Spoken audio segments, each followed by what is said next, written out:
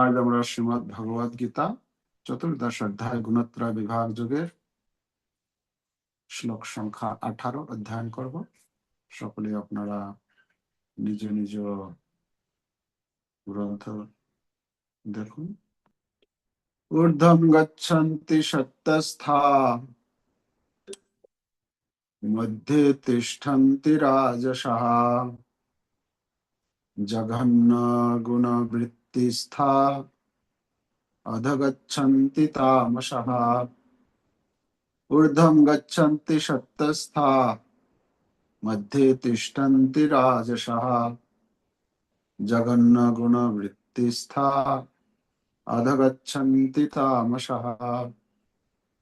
ঊর্ধ্বম গচ্ছন্তি সত্যস্থা মধ্যে তিষ্ঠন্তি রাজসঃ জঘন্য গুণবৃত্তিস্থা অধগচ্ছন্তি তামসঃ। এই শ্লোকের অনুবাদ এবং তাৎপর্য শিলা প্রভুপাদ কৃত। শিলা প্রভুপাদ কি জয়। অনুবাদ: সত্যগুণ সম্পন্ন ব্যক্তিগণ ঊর্ধ্বে উচ্চতর লোক সমূহে গমন করে, রজগুণ সম্পন্ন ব্যক্তিগণ মধ্যে নরলোকে অবস্থান করে এবং জঘন্য গুণ সম্পন্ন তামসিক ব্যক্তিগণ অধপতিত হয়ে নরকে গমন করে। তো আমরা এই অধ্যায়ে ভগবান সত্য রজ তম এই তিনটি গুণের বিস্তার আলোচনা করছেন। যেহেতু এই তিনটি গুণকে নিয়েই আমাদের জীবন, এই তিনটি গুণকে কেন্দ্র করেই আমরা ভালো জন্মগ্রহণ করছি, খারাপ জন্মগ্রহণ করছি, ভালো কর্ম করছি, খারাপ কর্ম করছি। হ্যাঁ, এই তিনটি গুণকে কেন্দ্র করে বিভিন্ন শরীরে ভ্রমণ করছি, এই তিনটে গুণকে কেন্দ্র করে ভগবানের জন্য একটা অধ্যায় পুরো এই গুণ সম্বন্ধেই আলোচনা করছে। তো এখানে কথা হচ্ছে, এই যে তিনটি গুণ সম্বন্ধে ভগবান আলোচনা যখন করছেন, তো প্রশ্ন হচ্ছে এই তিন গুণ কে কোন দিকে আমাদেরকে নিয়ে যায়। তো সেটা বলা হচ্ছে, কে কোন দিকে নিয়ে যায়। সত্যগুণ উপর দিকে নিয়ে যাবে আমাদেরকে, রজগুণ মধ্যে তিষ্ঠন্তি রাজসা, মানে এই ভূলোকেই, এই নরলোকেই আমাদের থাকতে বাধ্য করবে যদি আমরা রজগুণের মধ্যে থাকি। আর তমগুণ আমাদেরকে নিচের দিকে নিয়ে যাবে। তাৎপর্য পড়ি। এখানে এই শ্লোকে প্রকৃতির তিনটি গুণ অনুষ্ঠিত কর্মের ফলগুলি আরো বিশদভাবে বর্ণনা করা হয়েছে। এই জগতের ঊর্ধ্বে স্বর্গলোক আছে, যেখানে সকলেই অত্যন্ত উন্নত। এখন সত্যগুণের কথা বলা হচ্ছে। হ্যাঁ, সত্যগুণ হলে কি হবে? যদি কেউ সত্যগুণে থাকে বা সত্যগুণ ডেভেলপ করতে পারে, সত্যগুণ তার ভেতরে যদি অর্জন করতে পারে, সত্যগুণের প্রভাবকে বৃদ্ধি করতে পারে, তার কথা বলা হচ্ছে। সত্যগুণের মাত্রা অনুসারে জীব এই উচ্চতর লোক সমূহের ভিন্ন ভিন্ন লোকে উন্নীত হয়।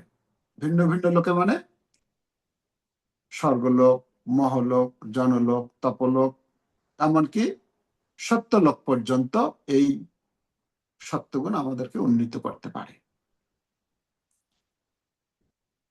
সর্বোচ্চ লোক হচ্ছে সত্যলোক বা ব্রহ্মলোক, যেখানে এই ব্রহ্মাণ্ডের প্রধান পুরুষ ব্রহ্মা বাস করেন। আমরা ইতিমধ্যে দেখেছি যে ব্রহ্মলোকের অতি আশ্চর্যজনক জীবনযাত্রার কোনো হিসাব নিকাশই আমরা করতে পারি না।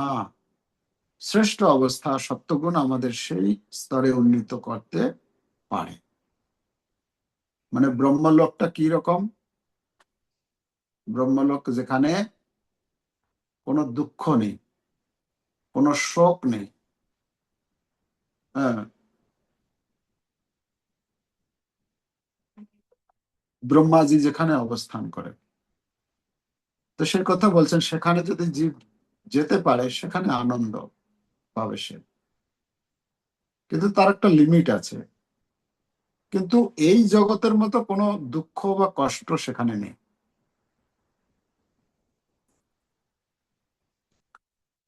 বলা হচ্ছে সেখানে একটা দুঃখ আছে, নিচের দিকে যখন দেখে, হ্যাঁ, সত্য লোকে যারা থাকে নিচের দিকে যখন তাকায় তখন দেখে যে জীবেরা কিভাবে তাদের জীবন যাপন করছে, তারা জঘন্য জীবন যাপন করছে, তাদের দিকে তাকিয়ে তারা দুঃখ পায়।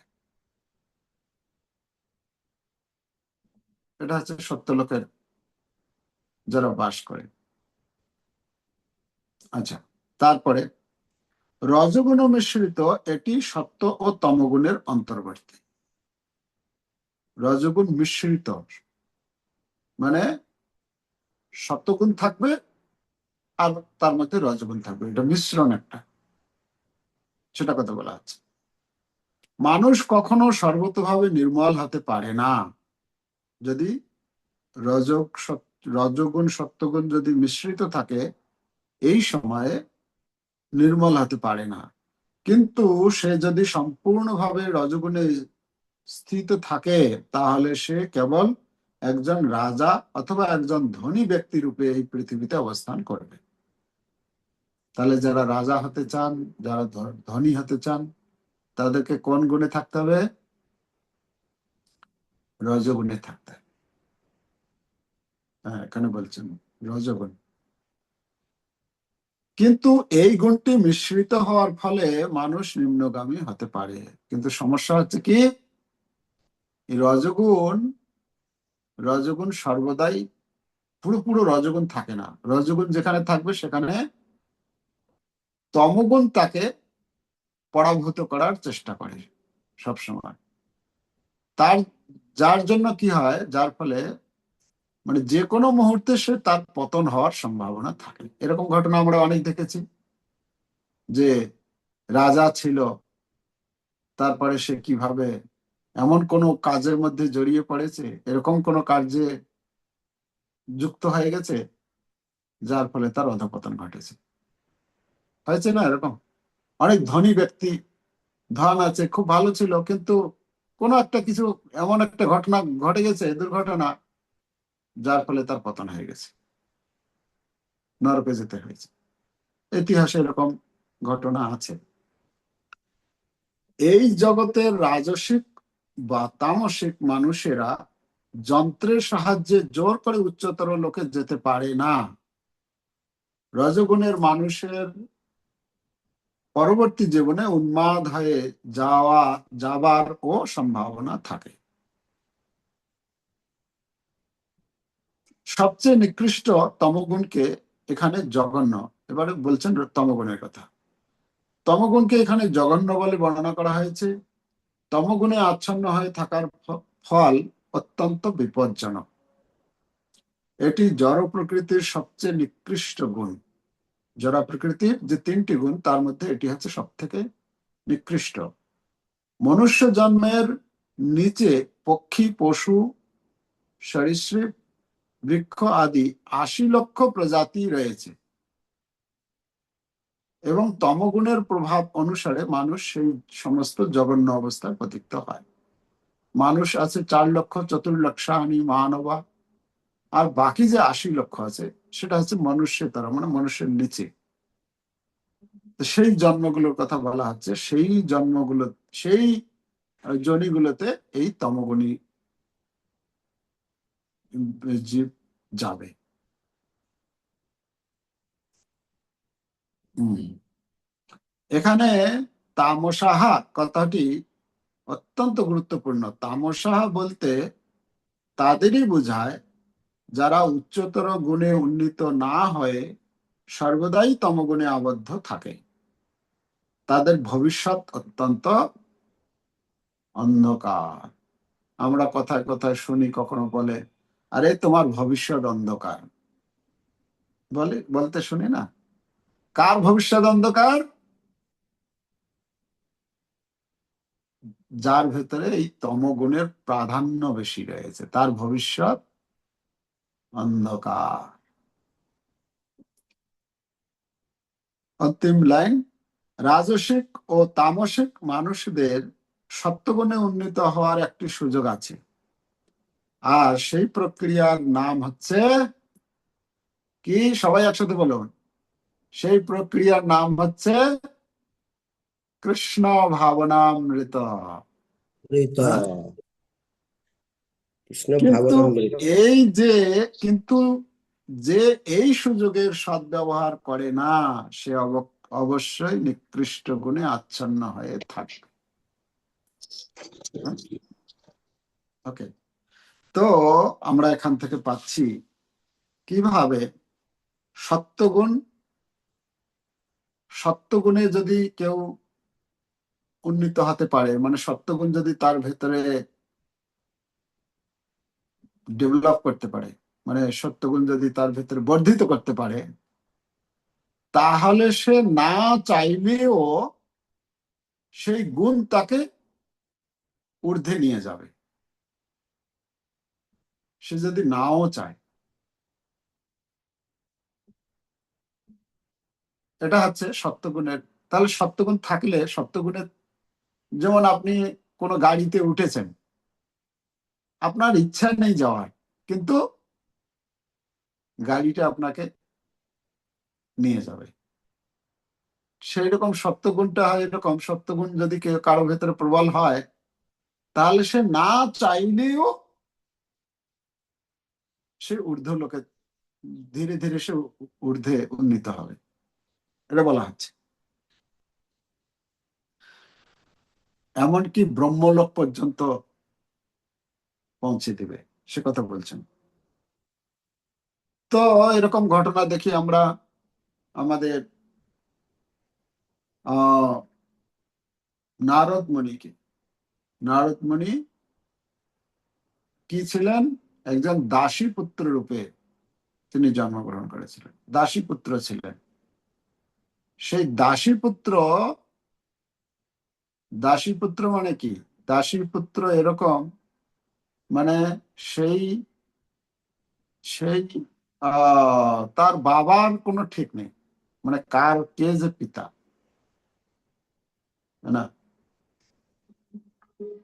তো এখানে যে বর্ণনা করা হচ্ছে যে সত্যগুণ, সত্যগুণ সম্পন্ন যদি কেউ হয়, তাহলে কিভাবে সে ডেভেলপ করতে পারে, তার উজ্জ্বল দৃষ্টান্ত হচ্ছেন একজন নারদ মুনি। দাসীপুত্র হওয়ার ফলে কিন্তু যেহেতু তার ভেতরে সত্যগুণ ছিল, সত্যগুণ থাকার কারণে তার স্বভাব সাত্ত্বিক ছিল।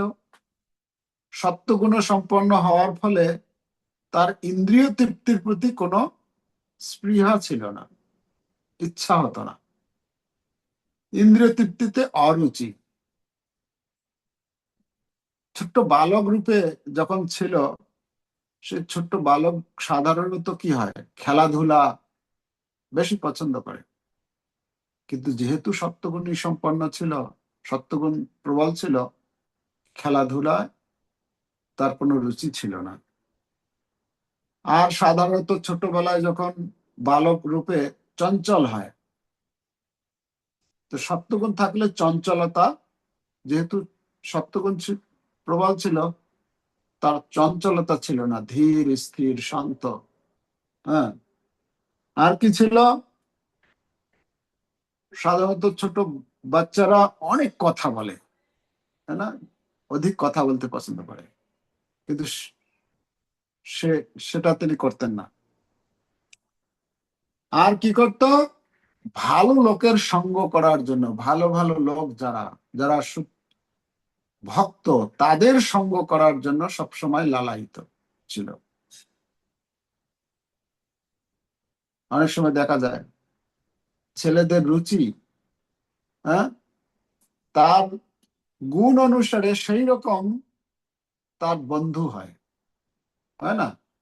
কারো বন্ধু হচ্ছে, দেখা যাচ্ছে যে যে দিন রাত, যার জীবনের কোনো উদ্দেশ্য নেই, শুধু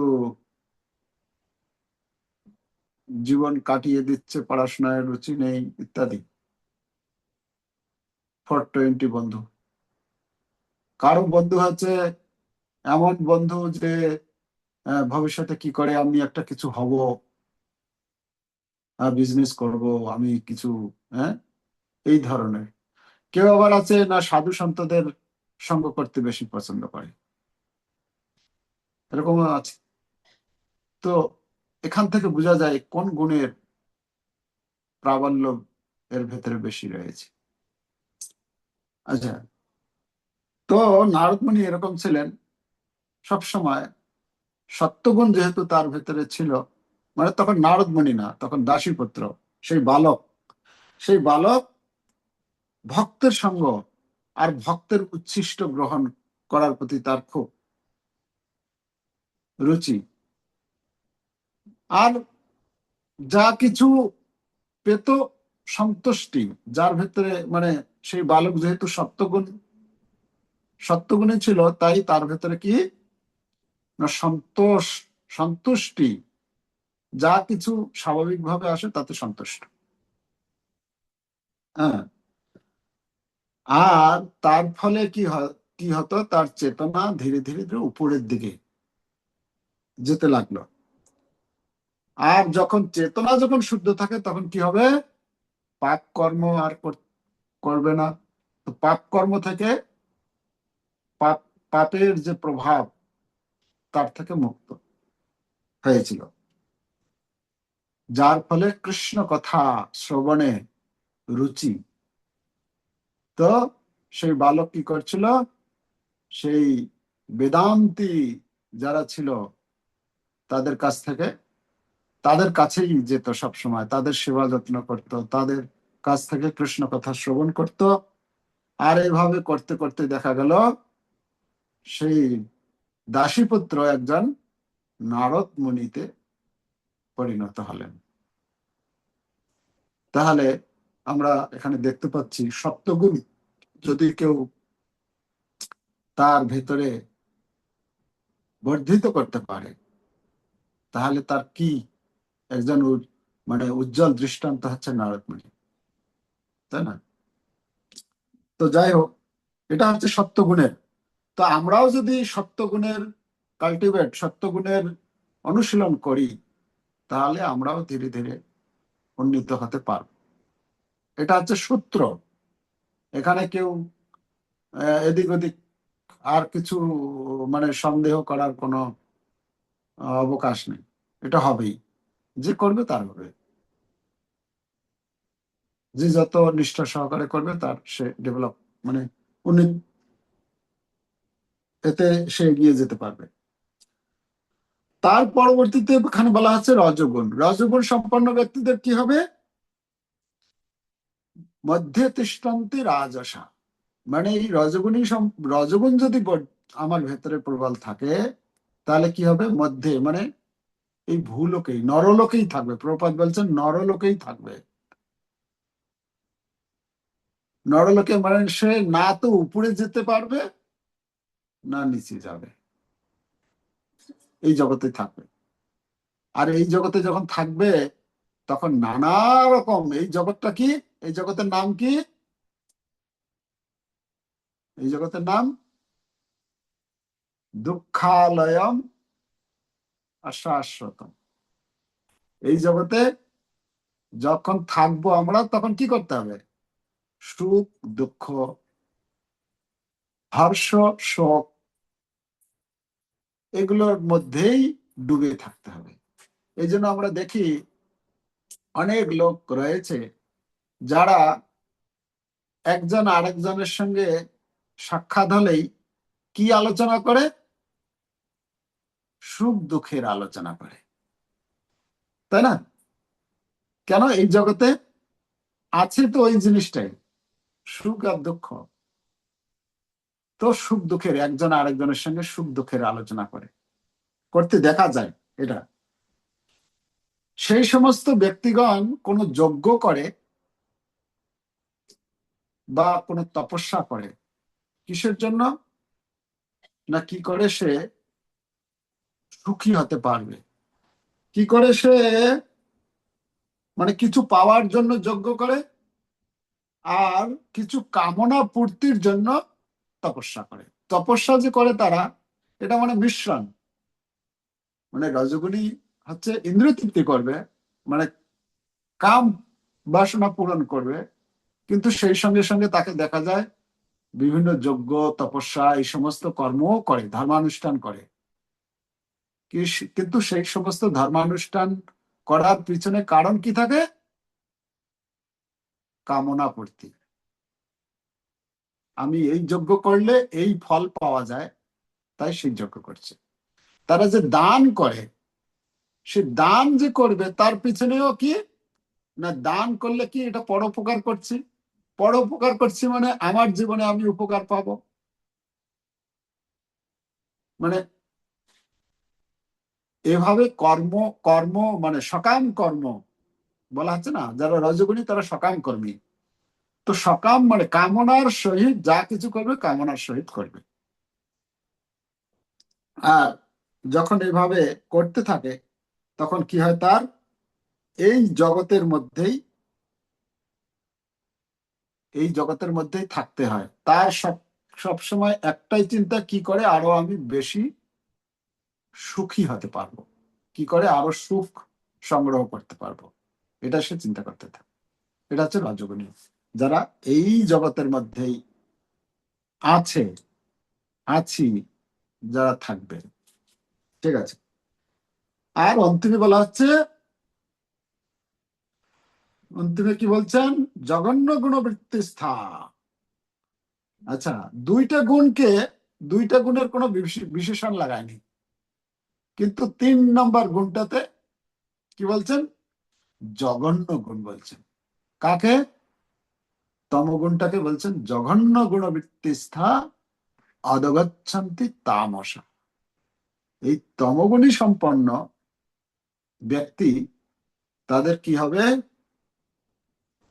তারা নিচের অধগচ্ছন্তি, তাদের অধগচ্ছন্তি এই যারা তমগুণী সম্পন্ন ব্যক্তি, তাদের কি হয়? তাদের কার্যকলাপ কিরকম না, তাদের কার্যকলাপ হচ্ছে তারা অজ্ঞানতায় থাকবে। তাদের তারা যে কর্ম করবে সেই কর্মের ভালো মন্দের কোনো বিচার থাকবে না, বা তারা বিচার করতে পারে না, নির্ণয় করতে পারে না কোনটা করব কোনটা করব না। এটা আর বলা হচ্ছে নিদ্রা প্রিয়, সেটা তো আমরা আগে আলোচনা করেছি। তারপরে তারা ভয় ভীত থাকে সবসময়, তাদের ভেতরে ভয় সবসময় কাজ করে। আর যদি কোনো শুভ কর্ম কেউ করে, তাতে দোষ দেখবে, দোষ খুঁজে বের করবে। ঠিক আছে। আর তাদের এর ফলে কি হয়, তাদের স্মৃতিশক্তি খুব অভাব দেখা যায়। তাহলে আমি বুঝতে পারছি আমি আমার স্মৃতিশক্তিটা একটু কম হয়ে গেছে, দেখছি কোনো কিছু মনে রাখতে পারি না। এইখান থেকে আমি বুঝতে পারছি তমগুণের কার্যকলাপ থেকে, তার মানে তমগুণ আমার ভেতরে কাজ করছে। কেন এখানে বলা হচ্ছে তমগুণ থাকলে কি হবে? স্মরণ শক্তির অভাব হবে, কোনো শ্লোক মুখস্থ করতে পারবো না, কোনো ভালো কথা মনে থাকবে না। মনে থাকবে শুধু কোথায় কার সঙ্গে ঝগড়া হয়েছে, কে আমাকে কোন দিন কবে কিছু একটা বলে দিয়েছিল, আমার সঙ্গে আমাকে সম্মান করেনি, বা কোনো আচরণে কিছু ব্যতিক্রম করেছে, ওইগুলো কথা শুধু মনে থাকে, ভালো কথা মনে থাকে না। তো স্মরণ শক্তির অভাব। আর তাদের পরিণামে কি?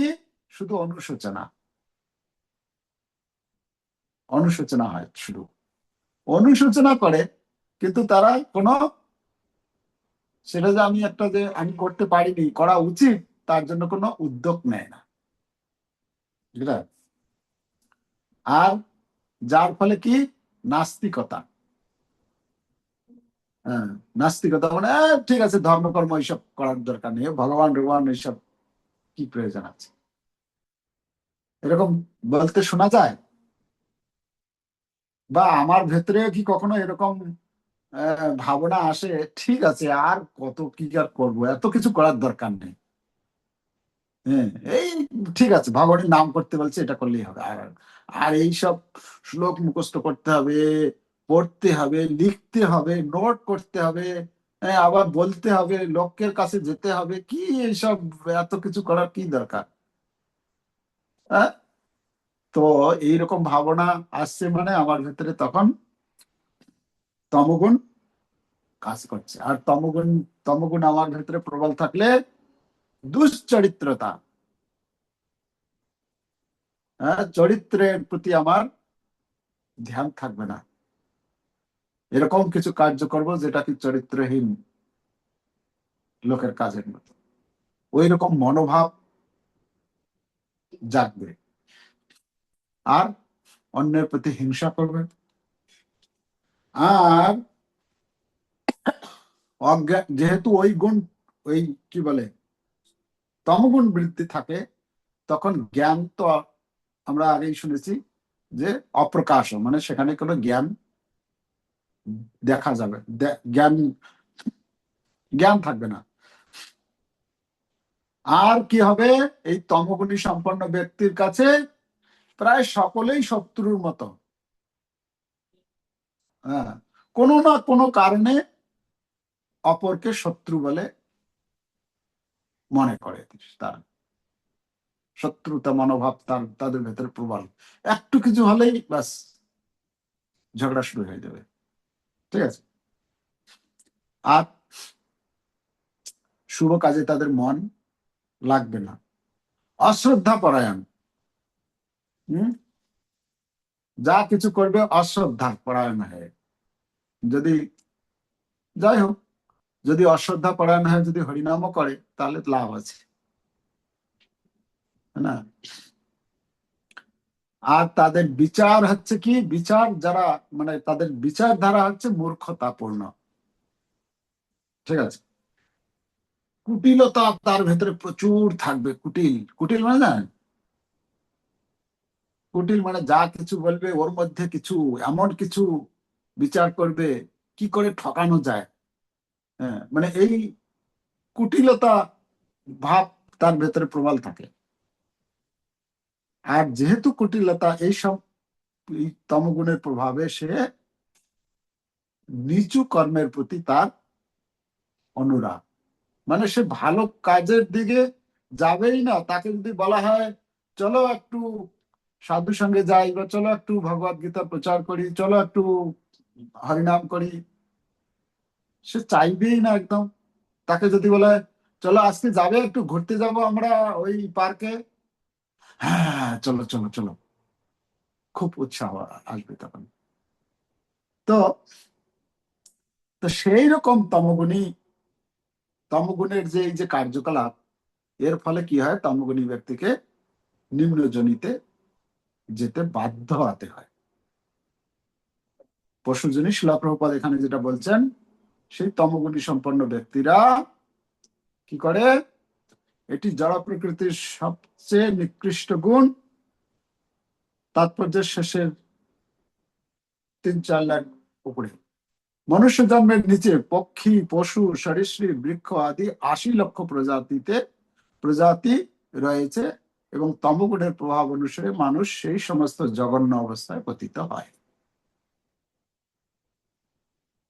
তাহলে আমরা এই তমগুণ কত ভয়ানক, সেই জন্য আমাদেরকে খুব সাবধান হতে হবে। শিলা প্রভুপাদ উপায় দিয়েছেন তমগুণ এবং রজগুণ থেকে। একদম অন্তিম লাইনটা, রাজসিক ও তামসিক মানুষদের সত্যগুণে উন্নীত হওয়ার একটি সুযোগ আছে, আর সেই প্রক্রিয়ার নাম হচ্ছে কৃষ্ণ ভাবনা, যা আপনারা অনুশীলন করছেন। তো আপনারা, আমি আশা করি আপনারা সকলেই যারা এই সকালবেলা এই ঠান্ডায় উঠে এই যে হরিনাম জপ করছেন, ভগবত গীতা অধ্যয়ন করছেন, তা আপনারা কৃষ্ণ ভাবনা অনুশীলন করছেন। এর মাধ্যমে আপনারা তামসিক বা তমগুণ এবং রজগুণ থেকে ধীরে ধীরে উন্নীত হয়ে সত্যগুণে পৌঁছাতে পারবেন। এটাই হরি আশা। বল, হরি বল। হরে কৃষ্ণ হরে কৃষ্ণ কৃষ্ণ। কৃষ্ণ কৃষ্ণ হরে হরে, হরে রাম রাম রাম হরে হরে। জগৎ